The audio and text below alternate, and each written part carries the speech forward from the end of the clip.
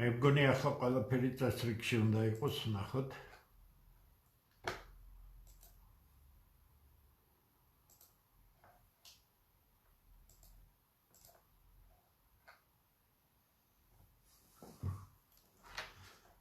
აბა ხმარ ნახო კიდე.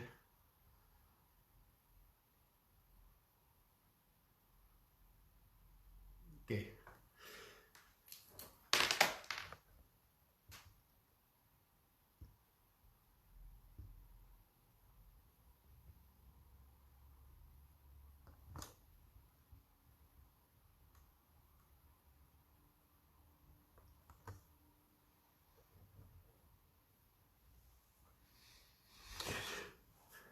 აი, შეგვიძლია უკვე დავიწყოთ.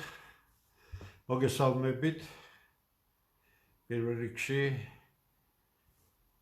მინდა გაგიზიაროთ ჩემი მოსაზრებები იმ რადიკალურ ცვლილებებთან დაკავშირებით, რომელიც საზოგადოებაში აშკარად გამოკვეთილია, მაგრამ რატომღაც ინერციული აზროვნება ეს 90-იანი წლების ერთმანეთისადმი უპატივცემულობა, ზიზღი, დაპირისპირება და ასე შემდეგ ჩრდილავს ამ პროცესებს, რომელიც ქვეყანაში მიმდინარეობს, მიუხედავად იმისა, რომ ქართველები საკუთარი ხელისუფლებების მიერ 33 წელია დაკნინებული არიან, დაამცირეს, შეურაცხყვეს, გააღარიბეს, ქვეყნიდან გაყარეს, მაგრამ იმდენად ძლიერია ეს გენი, იმდენად ძლიერია ის, რაზეც იდგა ყოველთვის ქართული საზოგადოება, ქართველი ერი,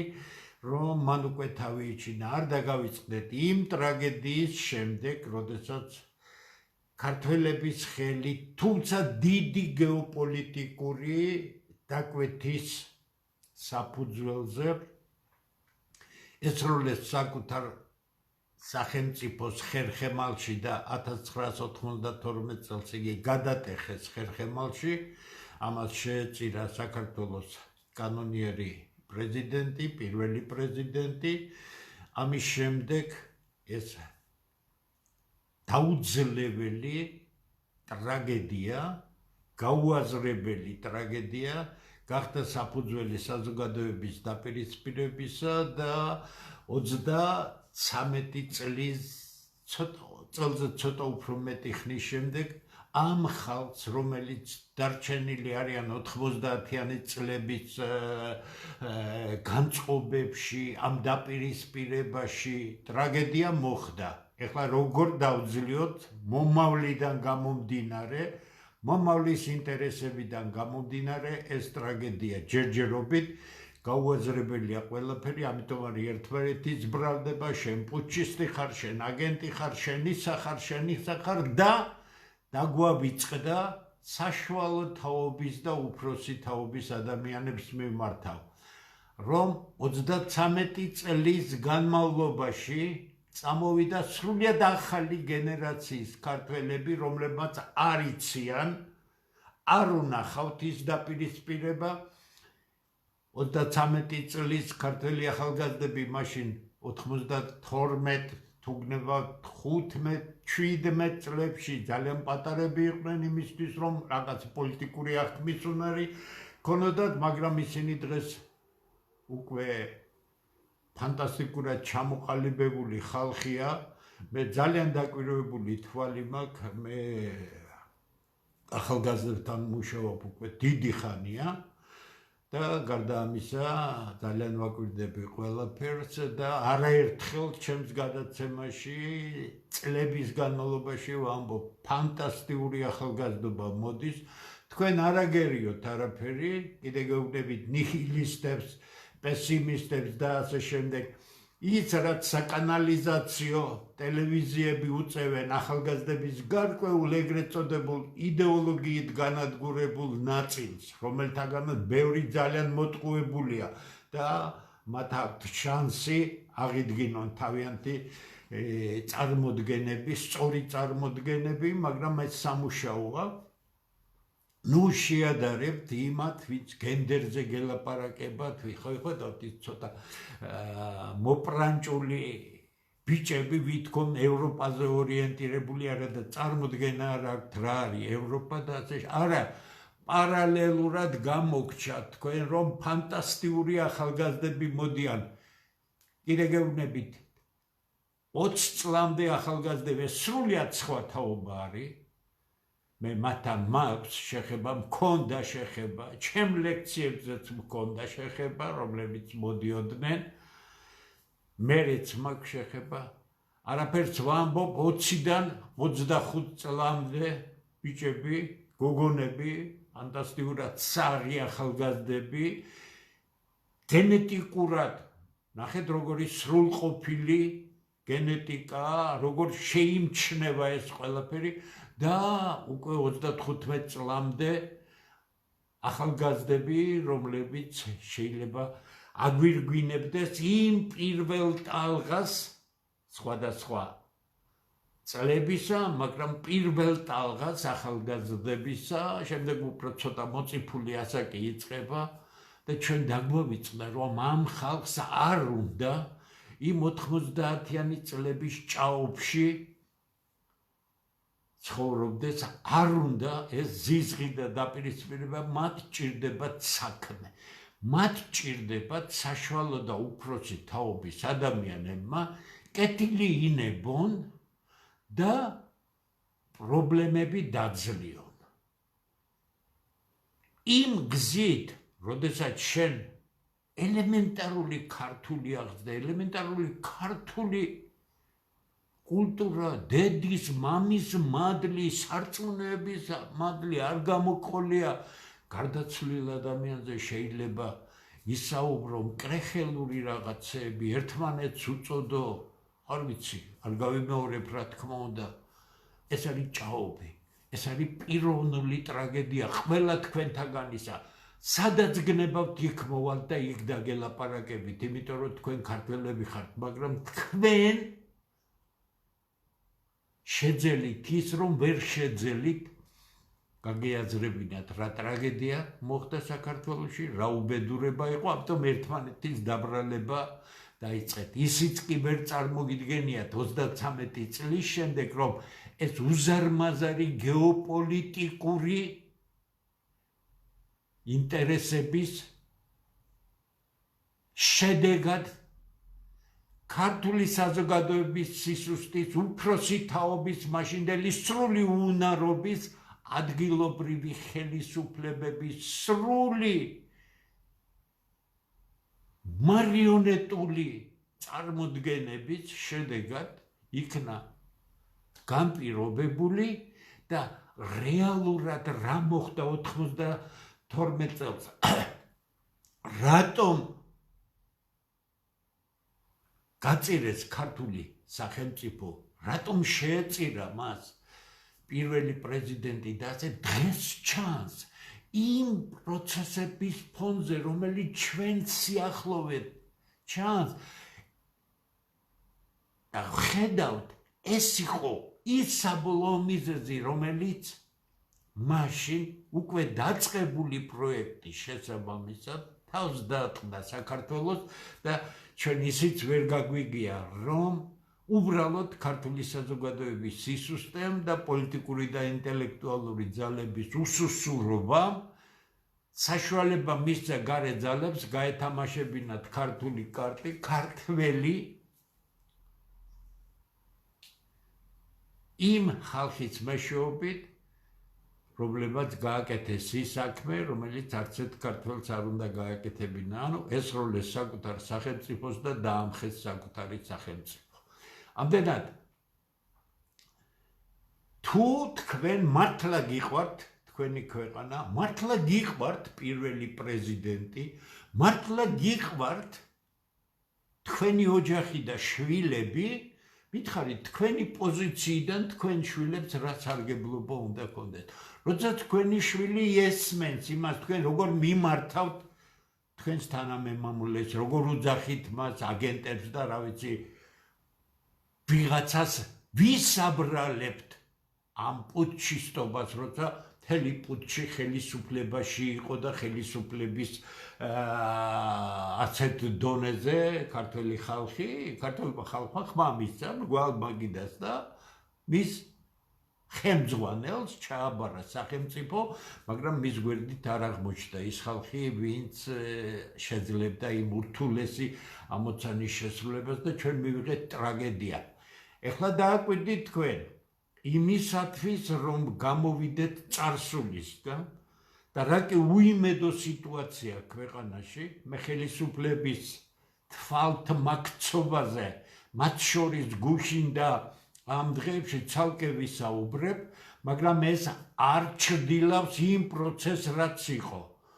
მე სპეციალურად გავედი, რომ დამენახა რეალურად ადამიანების სახეებს, მე გამოვაცა ახალგაზრდების სიმრავლემ და ეს ადამიანები არ იყვნენ ვინმეს დაკვეთით მოსული. ეხლა თუ ძალიან მართლა მკრეხელი არ ახარ და თუ მართლა გაბოროტებისგან წაქცეული კაცი არ ახარ, თქვენ თუ გონიათ 10,000-ობით ახალგაზრდა, რომელიც იქ იყო, ვინმე მოიყვანა, ან ვინმეს ხათრით მოვიდნენ, მაშინ ისინი მოვიდნენ თავისი რწმენის საფუძველზე და თქვენ კარგად უნდა გესმოდეთ, რომ იმ ახალგაზრდებს, რომლებსაც აქვთ რწმენა, იმ ფანტასტიკური სარწმუნოების რწმენა, რომელიც ქართველებს უკვე მეოთხე საუკუნიდან აქვთ. თქვენ შეურაცხყოფთ ამ ახალგაზრდებს, როდესაც იმ რწმენას უკიდებთ ხელს, როდესაც ისინი მოვიდნენ იქ თავისი რწმენის ფარგლებში პატივისცემის გამოსახატავად და თქვენი ბოროტება, მათ შორის ჩემ გვერდად, ღმერთმა შეგინდოთ, ღია გვერდი მაქვს, უბრალოდ უზრდელი თუ არ არის ადამიანი, არაფრით არ უსხუდა. რისი თქმა მინდა ამ შესავლით. თუ თქვენ პასუხისგებლობა აქვთ, თქვენ ამ ადამიანების წინაშე, ამ ახალგაზრდების წინაშე პასუხისგებლობა უნდა იდგეთ, გძნობდეთ და გამოვიდეთ ამ წარსულიდან. როგორ გამოვიდეთ წარსულიდან? ერთადერთი გზა, არა იმიტომ რომ ეს ჩვენგან მოდის, არა. ჩვენ ამიტომ გავაკეთეთ ის, რაც გავაკეთეთ, ინიციატივა ქართველთა დიდი გაერთიანებაში და ზუსტად დავალაგეთ, როგორ განთავისუფლდეთ იმ ტრაგიკული წარსულისგან, ჩამოვთვლი ახლა ზუსტად საქართველოში არ არსებობს პოლიტიკური ძალა, რომელმაც შეიძლება ამ გზის გარეშე რაიმე კრიზისი დაძლიოს. რაზე გვაქვს საუბარი?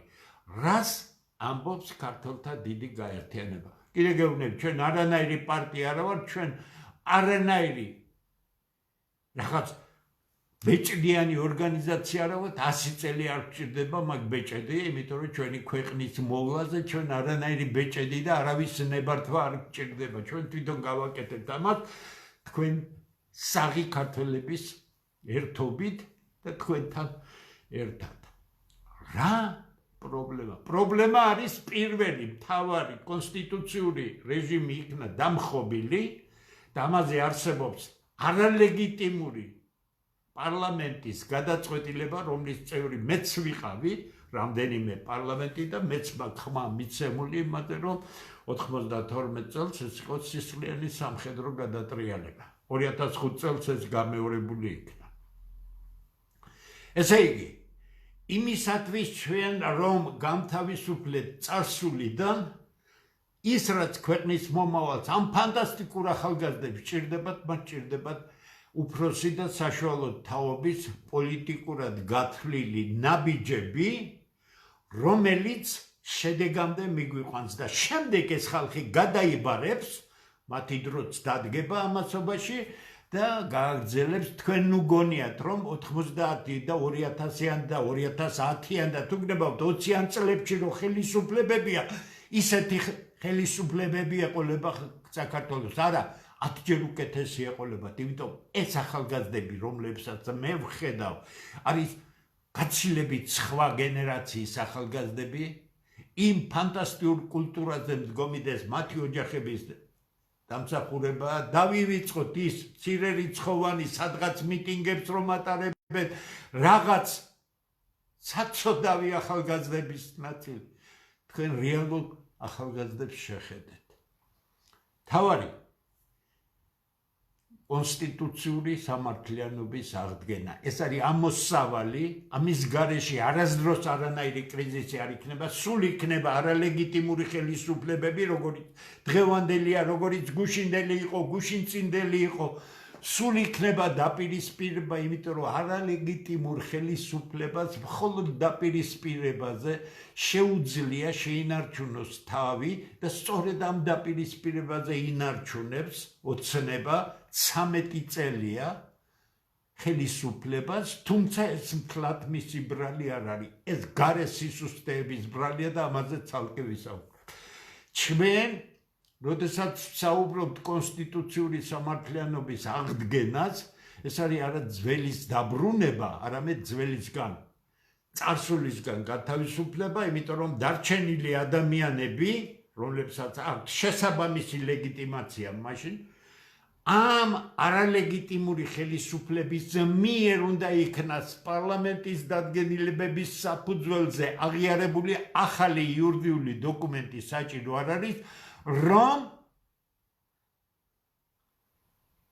ჩვენ შევასრულოთ სამი მთავარი რამ.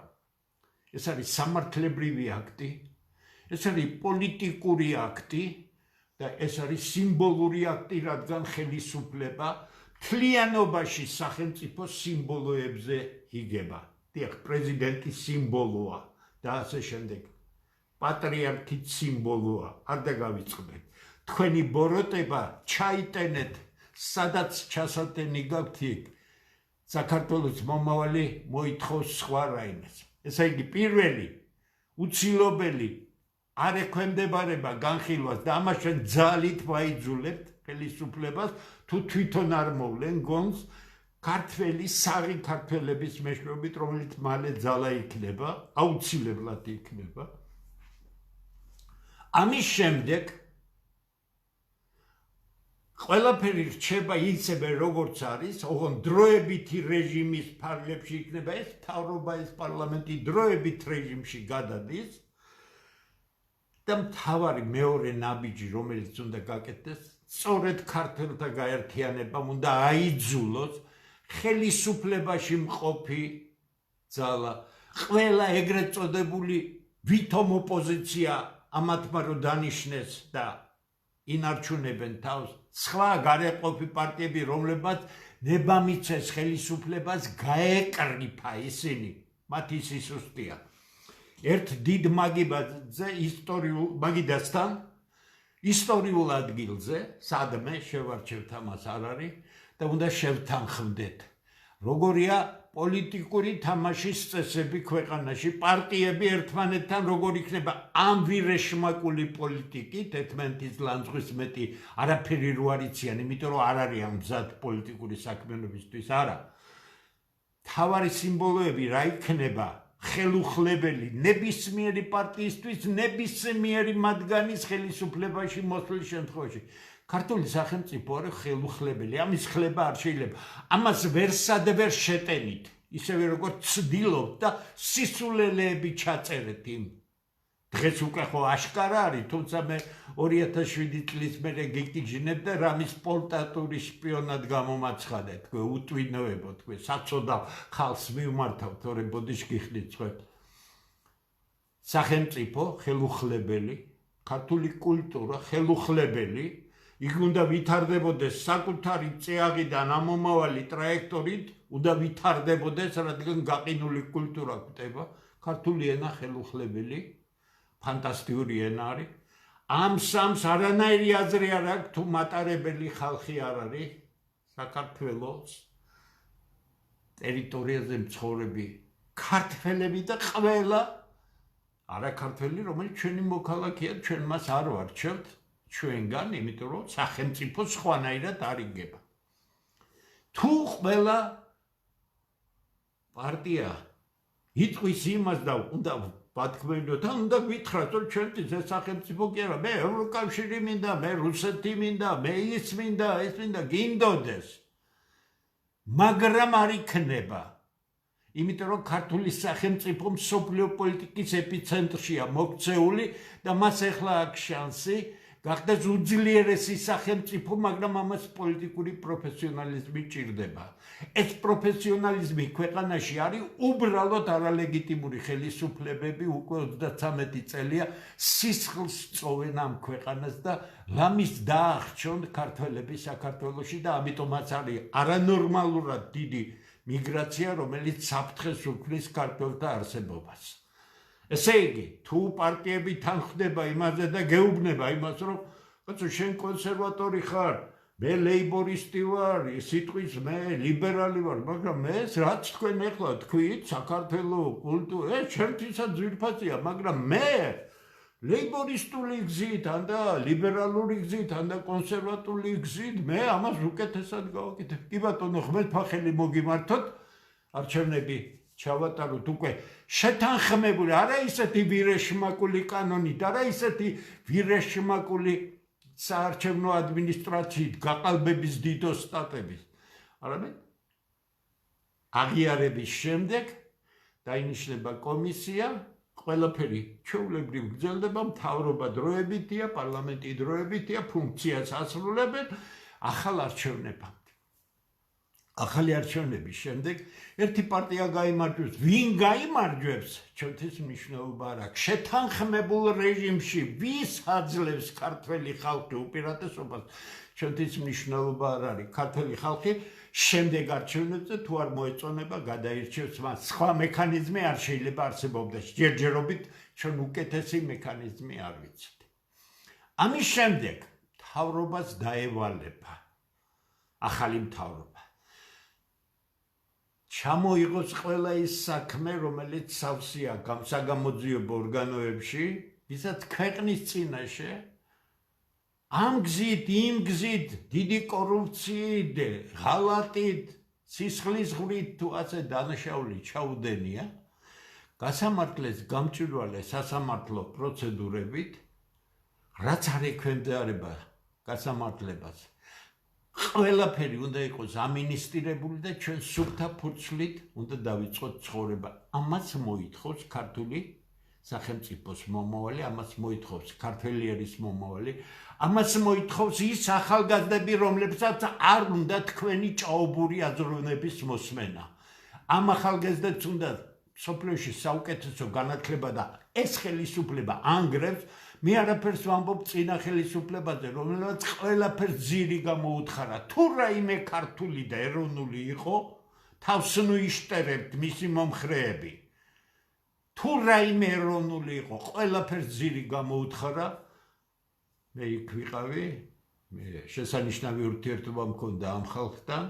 ამ ჯგუფში მოვიაზრებოდი 2002 წლამდე, მაგრამ როცა დავინახე საით მიდიოდა ეს ყველაფერი, ღია ტექსტით, ყველანაირი კავშირი გავწყვიტე ამ ხალხთან და ასეც საუბედუროდ აღმოჩნდა. აი, როდესაც ქართველი საღი ადამიანები ზძალა და მოთხოვნა, ის კი არა ბიძინა ფული მომეცი, შეინახე ბაკბული შენთვის კონდეს და დაამოხრუჭე, ქვეყნის ნგრევა დაამოხრუჭე, პირადად ხარ პასუხისმგებელი მთელი 13 წელია.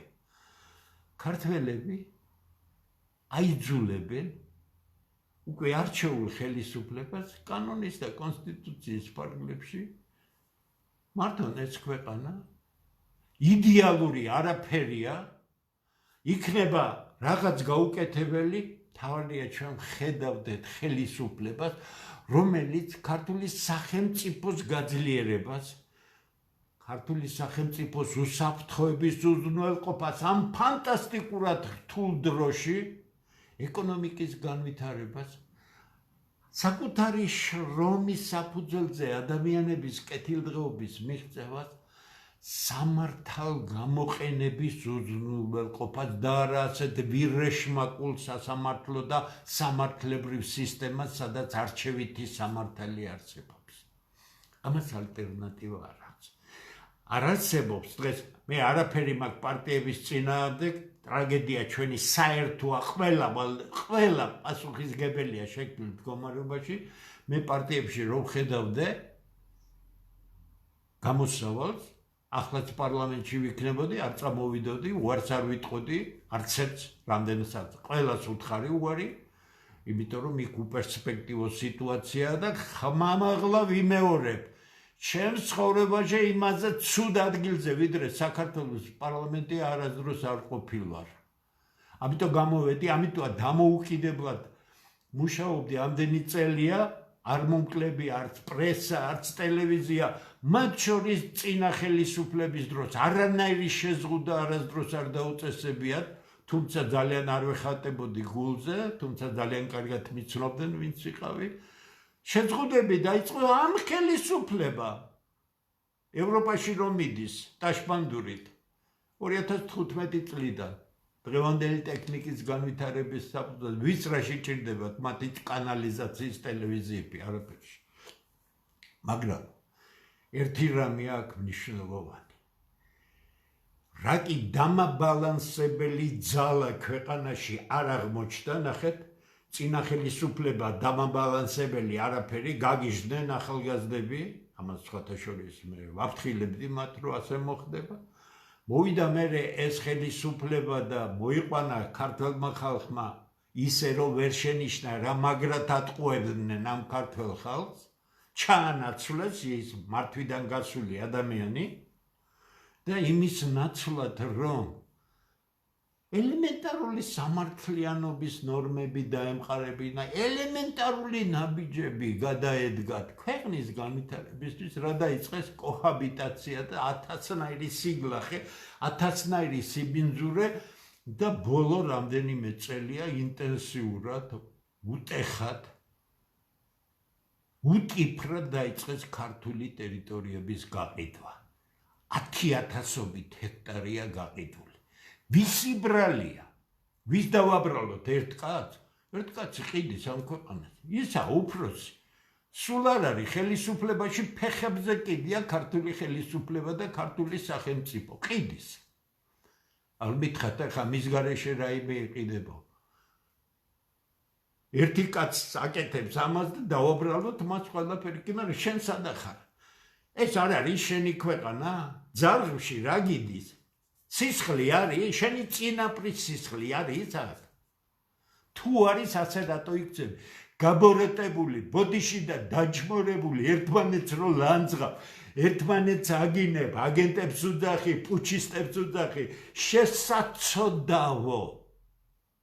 შესაძოდაო ჩავიდა შენი ცხოვრება გავიდა ხედავ რა ხალხი მოდის ახლები ფანტასტიკური თაობა არც ერთ არ აგაქვთ იმდენი შეხება ახალგაზრდა ვინც მათთან მუშაობთ ისინი არ მაქვს ხედელობაში რამდენიც მე მაქვს 75 წლის მერე როცა პირველად მომწეს რაღაც საათები და პირველად შევედი ახლა მის მერე უკვე 50 წელი ახალგაზრდებთან მუშაობ და მე გაკვირვებული ვარ რადონიც ახალი თაობა მოდის ფანტასტიკური ამათ უნდა მოვლა ეს არის საქართველოს მომავალი არა ორიენტაცია საქართველოს მომავალი ორიენტაცია შენ არ გჭირდება შენი სახელმწიფო გაქვს შენ ფანტასტიკური კულტურა გაქვს წარსული გაქვს მებრძოლი წარსული გაქვს რომელიც ლამის განადგურებამდე მიიყვანეთ ამიტომ კარგად დააკვირდით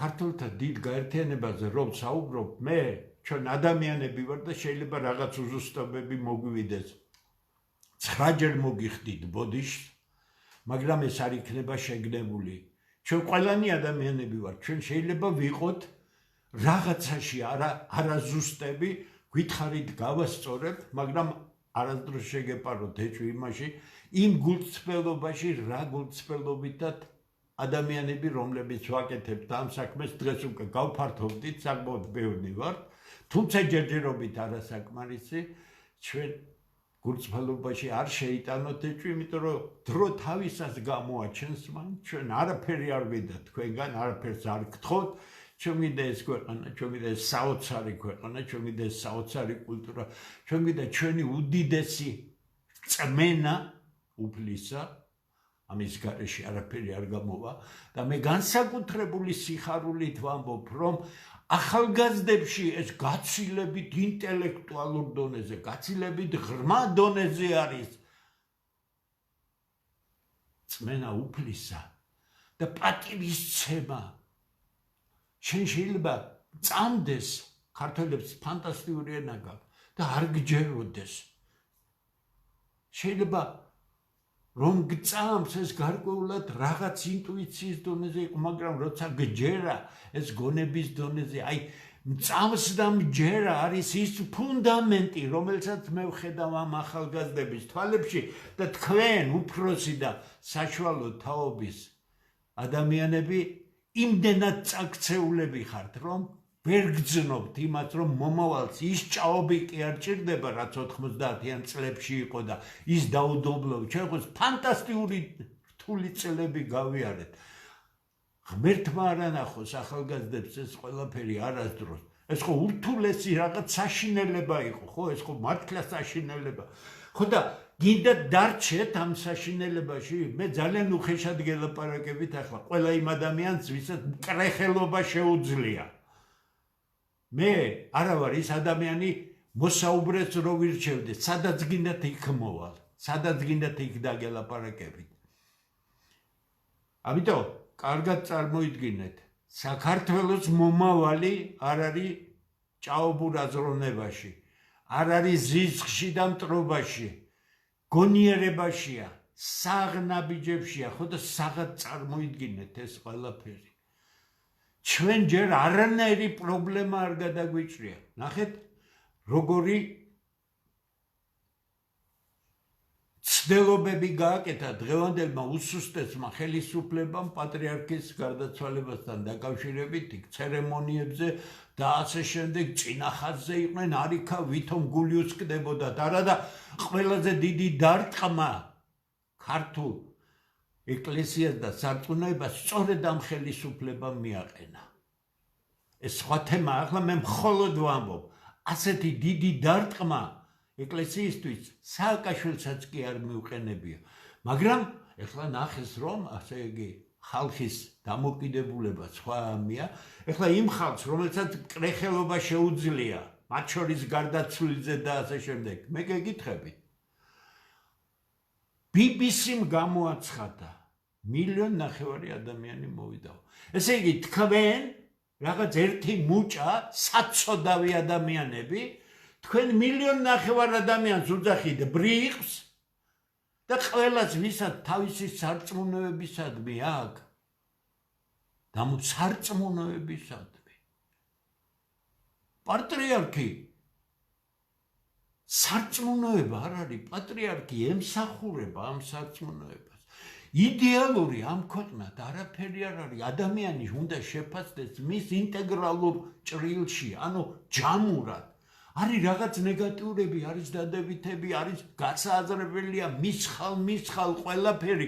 ეს არის ცოდნა, ეს არის განათლება, ეს არის საქმისადმი გონიერი დამოკიდებულება, თორე ენა გადმოგდებული, ბოდიში და ესე იგი არ მინდა ცუდი სიტყვები ვიხმარო და ტარტალი იმისა და ასე უზნეო საუბარი, საწერია, ჭირდება ეს ქვეყანას გეკითხები?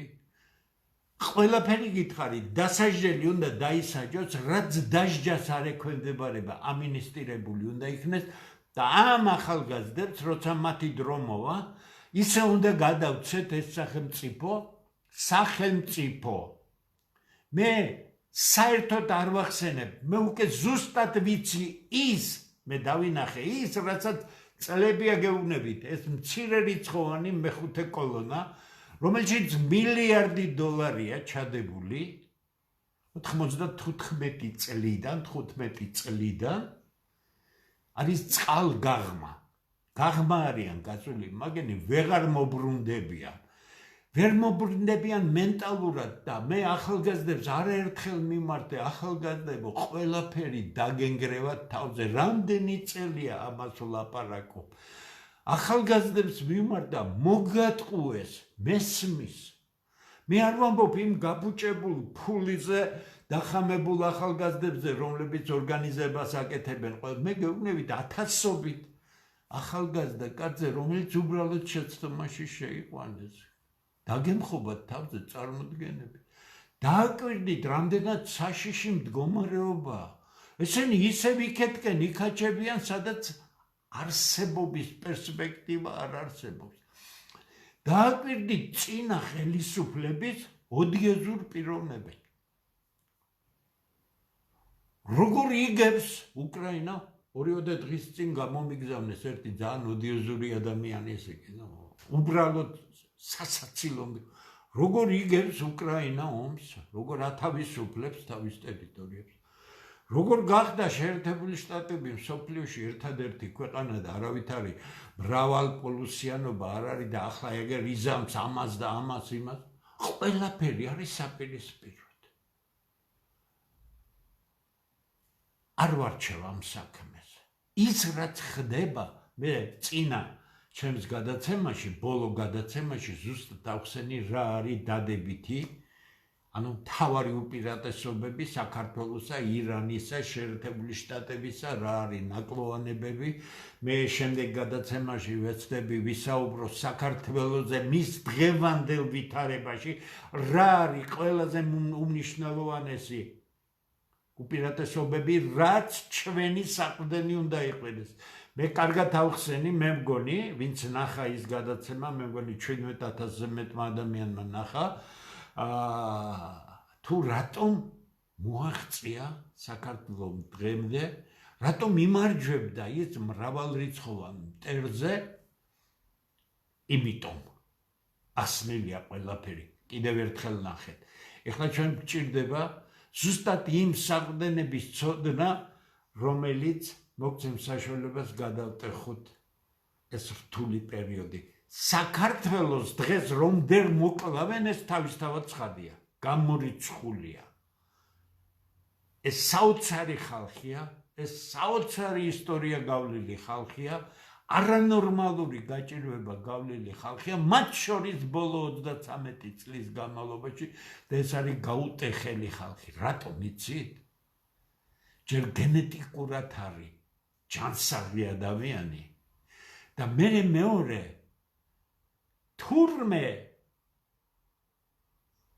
წმენა, რომელსაც ანადგურებდნენ, წმენა, რომელიც საერთოდ მიწასთან უნდათ გაესწორებინათ, რადგან ვითომ ევროპელებმა გითხრეს თბილისში გეი აღლუმები უნდა მოაწყოთო.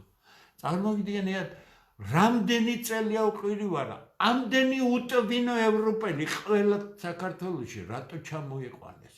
ნუ თუ სპეცსამსახურების ხალხი არ აყავთ, თუ ანალიტიკოსები არ ახართ, ქართველს უთხრა, რომ რუსთაველზე ან სადმე ლისის ტბაზე, ესე იგი გეი აღლუმს ჩაატარებს და ეს იქნებოდა ევროპელობა, რომელ ევროპულ კულტურაში გაქვთ ეს სიგლახე, მითხარით ერთი.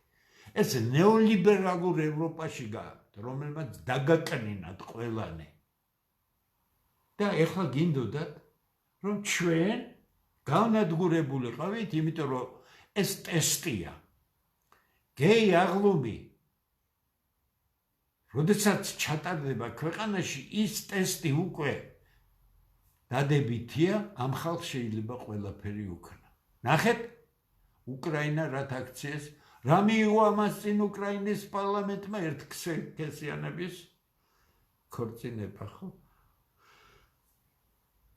ამ ცოტა ხნის უკან ფილარეტი გარდაიცვალა და ნახეთ მისი დაკრძალვა ასე ხდება და ნახეთ შემდეგ საქართველოს პატრიარქის დაკრძალვა. კიდე გეუბნებით.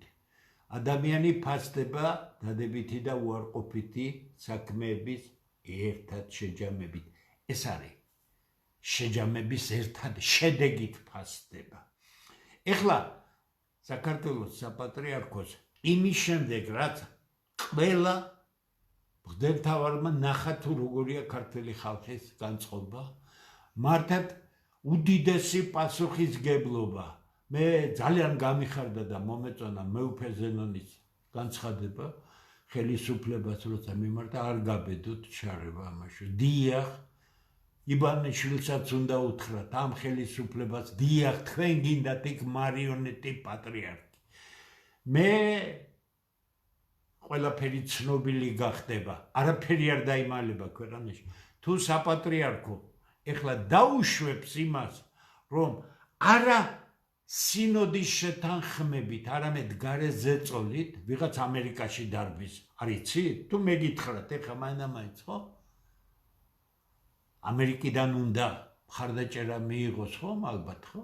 მაგრამ მე ვფიქრობ, რომ მეუფე ზენონის ადამიანური წმინდა მრევლის თვალსაზრისით მხარდაჭერა ყველას უნდა გქონდეს, იმიტომ რომ თითი უნდა დაუქნიოთ ხელისუფლებას და უნდა უთხრათ, არ გაბედოთ ჩარევა.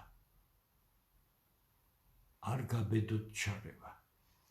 თქვენ თუ იმდენი ჭკუა არ აგაქვთ, რომ ვერაფერი ვერ დაინახეთ, რამხელა გარდატეხაა მოხდენილი ქართულ ხალხში. თუ თქვენ ვერ დაინახეთ 10,000-ობით ახალგაზრდა, რომელიც იქ ბიძინას არ მიუყვანია. იქ არც არავის არ მიუყვანია. ისინი თავისი ჭკუით და გონებით, თავისი განცდით მივიდნენ. და ეს არის ის, რაც მე ვთქვი ქართველების აღორძინებაზე.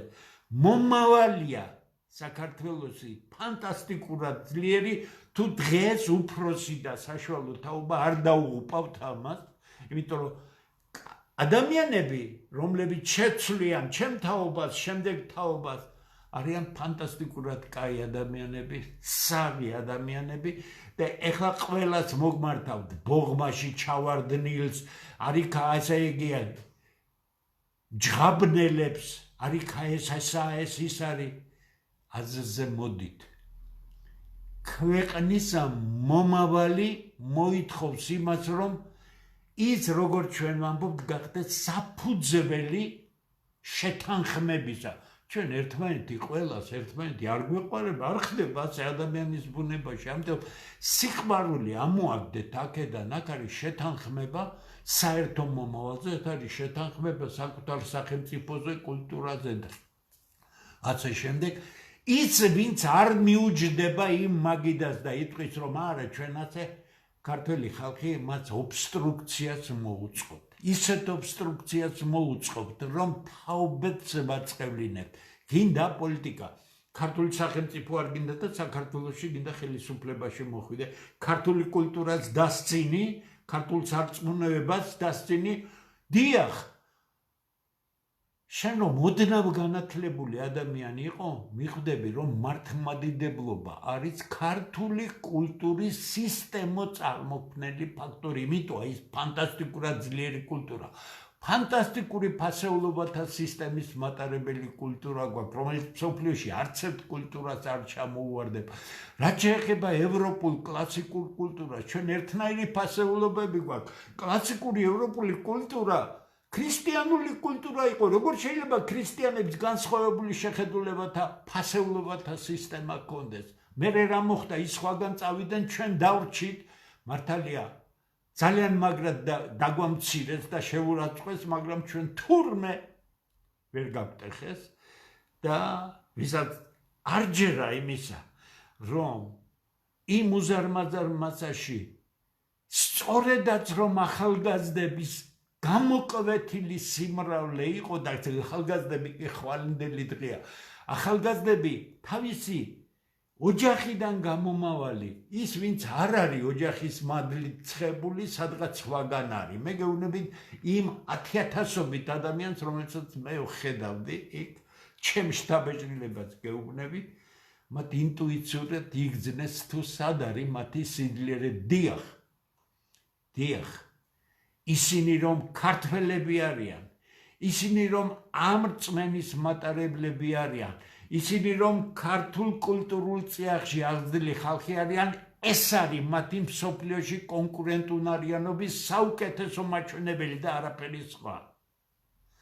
თუ ამას განათლებას დაუმკვიდრებთ ჩვენ მსოფლიოში საუკეთესო განათლებას და არა იმ წყალ პარაზიტულ განათლებას, რომელსაც დღევანდელი მთავრობა გთავაზობთ.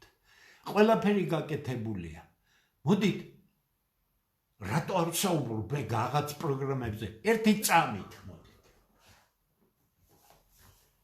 ეს არის ჩემი მონოგრაფია საქართველოს ეკონომიკური პოლიტიკის თანამედროვე პრობლემები.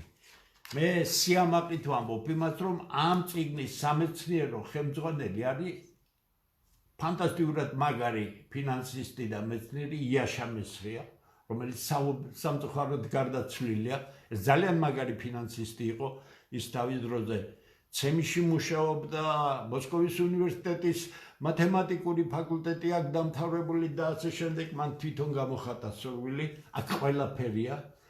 აქ რაც პრობლემატიკა არის მოხაზული, თქვენ შეგიძლიათ ნახოთ აქ ბატონი იაშა მესხიას წინა სიტყვაობა და მე ამას უბრალოდ არ გავიმეორებ, იმიტომ რომ მეორე წიგნი. ეს არის ფუნდამენტალური წიგნი, რომელიც 21 წელს გამოვიდა საქართველოს თანამედროვე უმაღლესი მაკროეკონომიკა. აქ არის უკანასკნელ დონეზე და ეს წაღებულია ეს წიგნი ამერიკაშიც, არაერთი გზით შედარებულია. უამრავ უნივერსიტეტში ეს დონე არ არის. მე შემიძლია გითხრათ მართალი ამაზე უზარმაზარი შრომა დაჭირდა, მაგრამ ეს გაკეთებულია. როგორ ხდება, მარტივად რომ გითხრათ. აქ არის გაცემული ძალიან ღრმა მათემატიკა, ძალზე სერიოზული მეცნიერული მიდგომებია. რატომ არის ერთი ქვეყანა ღარიბი, მეორე ქვეყანა მდიდარი? რატომ ვითარდება ერთი ქვეყანა, რატომ არ ვითარდება მეორე ქვეყანა? ამას წლები დაჭირდა, რომ მსოფლიოში საუკეთესო სამეცნიერო გონებებს მიეღნოთ ზუსტი ფაქტორები თუ რა ყველაფერი არა. შემდეგი მე გაჩვენებთ კიდევ ერთ რაიმეს.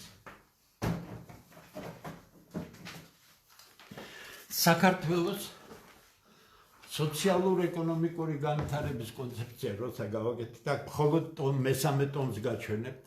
ეს არის სტრუქტურული პოლიტიკა. აქ არის როგორი უნდა იყოს სოფლის მეურნეობა, საათბობ ენერგეტიკული, ინოვაციები, ტრანსპორტი და ასე. ტომი 3, ანუ კიდე რაღაცეები აქვს ამას. ეს ერთი პატარა ნაწილია მხოლოდ. ტომი 3 რატომ? პირველი არის ხელისუფლების სოციალური პოლიტიკა მთლიანობაში. ანუ ჩამოყალიბებული უნდა იყოს საქართველოს ხელისუფლების სოციალური პოლიტიკა. განათლება, მეცნიერება, ჯანდაცვა და ასე შემდეგ და ასე შემდეგ და ასე შემდეგ. დეტალურად. აქ სალაპარაკო ტელევიზიით არ არის, ეს პროფესიული გასარჩევია, გრაფიკებია, ფორმულებია, ეტაპებია, ყველაფერი გაწერილია ისე როგორც მეორე. თუ კვეთრად გამოკვეთილია სოციალური პოლიტიკა და საზოგადოება ამას იზიარებს, მაშინ ამის უზრუნველყოფა ხდება ეკონომიკის მეშვეობით და ეკონომიკაც კი ჭირდება მაკროეკონომიკური პოლიტიკა. როგორ უნდა იმართებოდეს? მაკროეკონომიკური პოლიტიკა 4 ნაწილისგან შედგება. საბიუჯეტო პოლიტიკა, საგადასახადო პოლიტიკა, ბიუჯეტშორისი ურთიერთობები და ფულადსაკრედიტო პოლიტიკა. ესე იგი, მაკროეკონომიკა შენ იცეთნაირად აგებ, რომ შენი სოციალური პოლიტიკა უზრუნველყო. მაკროეკონომიკური პოლიტიკის მერე მოდის აი ეს. სტრუქტურული რეფორმები უკვე ეკონომიკის ცალკეულ დარგებს შეეხება. პასუხისგებლობით ვამბობ, საქართველოში არ მოიძებნება ერთი ჯგუფი, არ მოიძებნება ხელისუფლების არც ერთი ჯგუფი, ვისაც შეუძლია ჩვენ დაგვიჯდეს სასაუბროდ. ჩვენ ადრე თუ გვიან დავჯდებით. სადებატო ჩვენ ხელისუფლებასთან არაფერი არ აგვაქვს. არავისთან სადებატო არ აგვაქვს. ჩვენ სასაუბრო გვაქვს საქართველოს მომავალზე, საუკეთესო რესურსებია ქვეყანაში, ყველაფერი არსებობს ქვეყანაში ძლიერი ეკონომიკის ასაგებად მაგრამ არის უსუსტესი ხელისუფლებები, პროფანი ხელისუფლებები, ხას უსვამ. წინა ხელისუფლება ეს პროფანების ჯოგი იყო. ეკონომიკა ეს საერთოდ არ იყო, საერთოდ. ესენია იმაზე უარესები არიან, თუმცა პროფანებში ახლა როგორ გინდათ განაცხაო, რომელია უფრო მაგარი ეს ქართველი ხალხის ნაწილმა იცის არჩევნებზე ცუდი და უფრო ცუდი როგორ გაარჩიოს და მივიდეს და ცუდს მიცეს ხმა უფრო ცუდთან შედარებით. იმიტოა დედა ნატირები ამ ქვეყანას. ცუდსა და უფრო ცუდ შორის არ კეთდება არჩევანი. საღი ქართველი არ მიდის ასეთ არჩევანზე. და 60% საღი ქართველების არ მივიდა არჩევნებს. ვერ გაიგეთ? არ კეთდება არჩევანი ცუდსა და უარესს შორის. ბოიკოტი უნდა ასეთ არჩევნებს. ამიტომ ნებისმიერ არჩევნებზე საუბარია ამ ხელისუფლების მიერ, თუ არ იქნება გავლილი ის ეტაპები, რასაც ქართველთა დიდი გაერთიანება ამბობს. კონსტიტუცია სამართლიანობა აღვადგინოთ, არაფერი არ გჭირდებათ, ნება გჭირდებათ, მარტო თქვათ, რომ აღდგენილია, იმიტომ რომ ყველა იურიდიული დოკუმენტი არის, არაფერი შესაქმნელი არ არის. შემდეგ უკვე შეთანხმება, არ გინდათ შეთანხმება, ხართ ოცნება მაგარი? ხო და გთავაზობთ ჩვენ შევკრიბოთ ყველანი ცნობილ ისტორიულ ადგილზე, მოვილაპარაკოთ თამაშის წესებზე, რომ ხელს არ ახლებთ ამ ქვეყანას. მიწებს გაყიდით კი არა, რაც გააფუჭეთ, ჯერ ის გაასწორეთ და მერე გაიმარჯვეთ, კაცო, სამართლიან არჩევნებში. თუ სამართლიან არჩევნებში თქვენ გაიმარჯვებთ, ვერავინ ხმასაც ვერ ამოიღებთ. არ გინდათ ასე, იცით თქვენ ვერაფერს ვერ გაიმარჯვებთ. საერთოდ ვერ გაიმარჯვებთ, მაგრამ საქართველოს გაიმარჯვებს. და საქართველოს აუცილებლად გაიმარჯვებს. ეხლა უკვე გარანტია არსებობს იმისა და ჩვენ ქართველთა დიდ გაერთიანებაში კიდე გავაათმაგებთ მუშაობას. ჩვენ ამ შაბათ-კვირას გორში წავართ, მერე სხვა ღონისძიებებია ბატონ დავით ჭაბუკაშვილმა დადო ქართველთა გაერთიანების გვერდზე გრაფიკი, შემდეგ კიდე სხვაგან გავალთ. დაცაჩქარებელია ყველაფერი, ჩვენ პასუხისმგებლობა გვაქვს, ჩვენ შესანიშნავ ადამიანებთან გვაქვს ურთიერთობა, მიხარია მათი მეშვეობით ყველაფრით გაგება შეიძლება. ხაც უსვამ ყველას გასაგონად, ჩვენ არა ვართ თქვენი უფროსები. ჩვენ ვართ ერთად, ჩვენ ვართ ერთმანეთის გვერდით და მთელი ქართული დიდი გაერთიანება დგას ამ ქვეყნის გვერდით.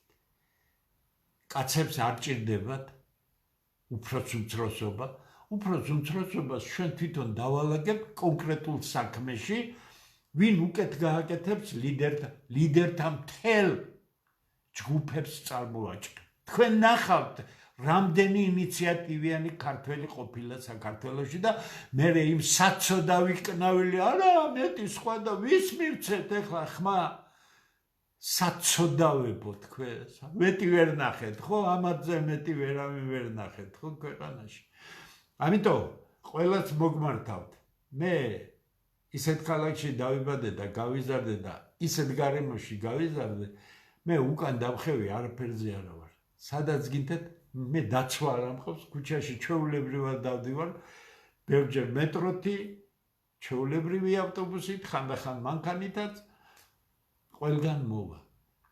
შეწყვიტეთ ქვეყნის შიგნიდან გამოღრღნა, თქვენი უპრინციპო, თქვენი წაქცეული ფსიქოლოგიით, თქვენი ზიზღით ერთმანეთისა, თქვენი ამით და იმის დაბრალებით შეწყვიტეთ. საქართველოს სხვა რამე ჭირდება. წარსულიდან უნდა გამოვიდეს საქართველო და ქართველთა დიდი გაერთიანება გააკეთებს აუცილებლად ყველა საქართველთან ერთად. მარტო ჩვენ რამდენიმე კაცი ან რამდენიმე ასეული კაცი ან თუ გნებავთ 1000 კაცი არა, ყველა ერთად საღი ადამიანი ჩვენ ამას გავაკეთებთ. აი ესაა ჩემი თავარი სათქმელი, რომელიც ჩვენ კარგად უნდა გავიაზროთ. საქართველოს უდიდესი ტრაგედიიდან, რასაც ქვიოდა დამხობა ხელისუფლებისა კარგი იყო, ცუდი იყო, ვიღაცას მოსწონდა, ვიღაცას არ მოსწონდა. მიათასე ხარისხოვანია, რაც ქვია, იარაღს იღებს და საკუთარი ქვეყნის სახელმწიფო ამისთვის არჩევობს არჩეველი. ამ ტრაგედიის შემდეგ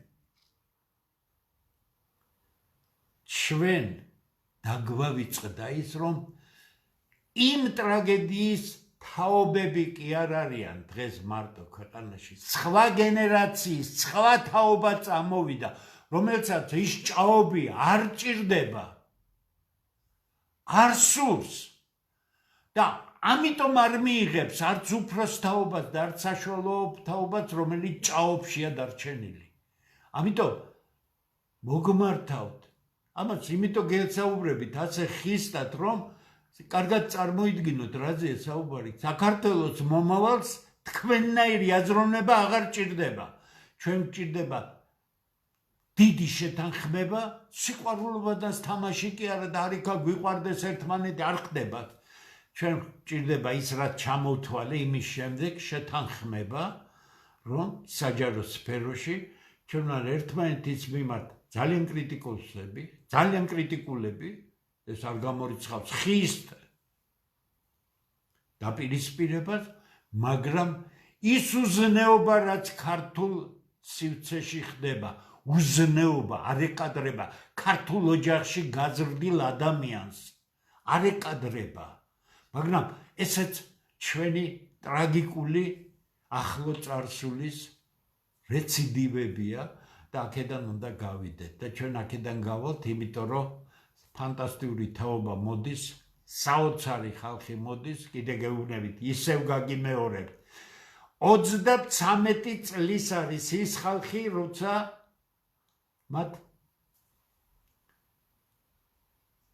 იმ 90-იანების დასაწყისში იმ ტრაგედიაში მახსოვრობა არ აქვთ, არც უნდათ ის ყველაფერი, მაგრამ ჩვენი მეშვეობით უნდა იცოდნენ რა მოხდა და აქედან უნდა გავიდეთ. მოხდა ტრაგედია კი არა, უბედურება მოხდა, ლამის გაგვანადგურა ამან. ეხლა რა გავაკეთოთ ბოლომდე ერთმანეთის ესე იგი ასე შეურაცხყოფით დავამხოთ ყველაფერი, არ დაგამხობინებთ. საღი ქართველები არ დაგამხობინებთ ამ ქვეყანას და ჩვენ თუ გამოვწვინდებით ყველანი ერთად, ახალი თაობა სასტიკად მოგვექცევა და ღირსი ვიქნებით ამისა. ამიტომ ეხლა მე დაგემშვიდობებით, კარგად გაიაზრეთ, რაზეც ვისაუბრეთ.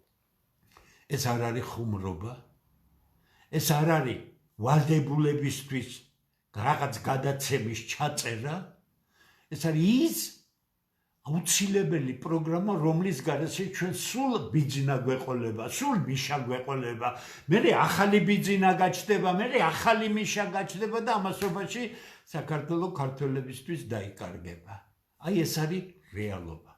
მაგრამ ხნეობას გისურვებთ, მე ძალიან ხნედ გესაუბრებით ამას, იმიტომ რომ ეხლა უკვე მჯერა, რომ ის იმედი, რამაც დამაწყებინა ეს გამოუგნებლად რთული საქმე, დღეს რეალურია და ჩვენ არა მხოლოდ იმედით, არამედ იმ რეალობას ვხედავთ, რომელიც მალე საქმით უნდა იქცეს საქართველოს გაძლიერების და მისი მომავლის უზრუნველყოფელი.